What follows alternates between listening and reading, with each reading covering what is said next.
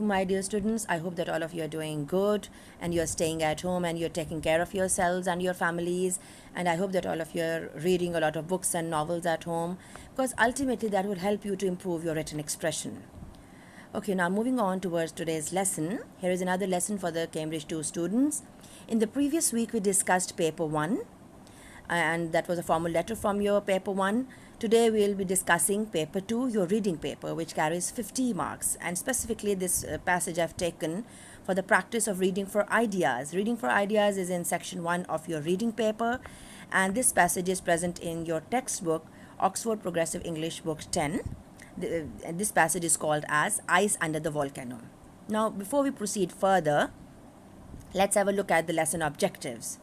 By the end of the lesson, you will be able to read the text with understanding, and you will be able to extract the content points for the two headings, and you will be able to summarize the text within 150 to 180 words, and along with this you will be able to answer the related questions, whether it be fact or opinion, or the true and false statement questions, or the MCQs. Now, let me give you a brief introduction about the passage, which is called as Ice Under the Volcano. This passage is particularly about the people of Naples.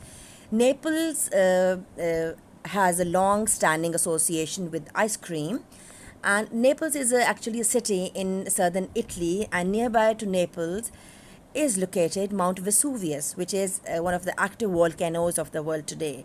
So basically in this passage they have explained that how the people of Naples, they were involved into the eating habit of ice cream, and how it was a part of their culture and tradition, and also it was an important part of the economic industry at that time during the 18th century. So this is a very informative passage. Okay, now moving towards the marking scheme of the question. As I discussed earlier, that the reading for ideas question, it carries 25 marks, and there are 12 marks for the content points, 10 marks for the summary writing, and 3 marks for any of the other related questions. Now for this passage, for this question, first of all, the very first thing that you'll be doing is that you're going to take a pencil in your hand, and before you start off with the first reading, you will be seeing that what are the headings of the content points. After having seen that what are the two headings of the content points, you will be reading the passage accordingly. And then after having underlined the points of the related boxes, you're going to write the content points in both the boxes. But remember that you have to keep a balance in between the points. For example, you can have maybe 8 points for the first box, or 9 for the other, or 9 for the first box, or 7 for the other. But you're going to keep a balance in between the points. And in the content points, you will not be using your own words. You will just be copying the content points from the text, and you will be writing in the box. And remember that the 0 point is already written in both the boxes, that those points will not be counted. And you have to write extra points as well if you want to score good in this question, because 12 marks are there for the content points. But if you are writing more points, for instance, if you're writing altogether 15 points or 16 points or 17 points maybe, then easily you can score 12 out of 12 in the content points. Okay. Now, as far as the summary writing is concerned, as you people already know that summary is an own word question. According to the marking scheme of the summary writing of the CAIs, there are 10 marks for the summary. Now, in the summary writing, examiner is checking you for 2 things. The first thing is that accuracy in language, there are 5 marks for that.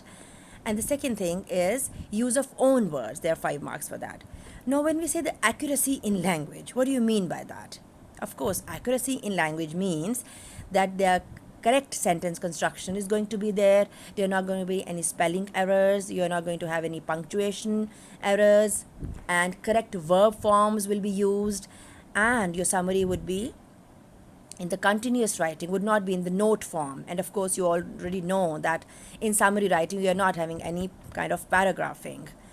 Similarly, in the summary, you're going to use your own words. You'll not be copying it down from the text. You'll be using your own words. And you're going to look for the synonyms of words, which you've already written in the content points.